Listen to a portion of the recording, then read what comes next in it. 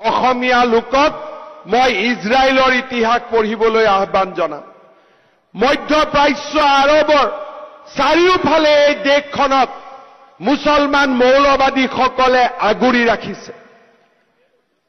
Iran, Iraq শক্তিসমূহৰ মাজত ইজৰাইলে কেইমুঠিমান লৈ প্ৰযুক্তি, বিজ্ঞান আৰু পৰিশ্ৰমৰ জৰিয়তে এক অভেদ্য জাতিলৈ নিজক ৰূপান্তৰ কৰিছে।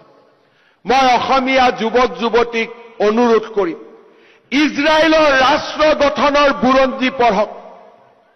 যি ধৰণে ইজৰাইল থিয় হৈ আছে, আমিও সেই ধৰণে থিয় হৈ আছো।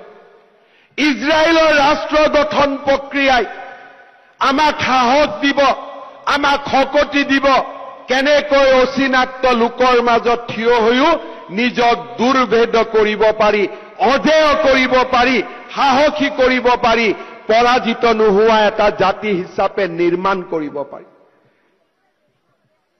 ভাৰতৰ আটাইতকৈ সৰ্বোচ্চ সেনাক লাচিতে নিজৰ পৰম্পৰাগত অস্ত্ৰৰে পৰাজিত কৰিছিল।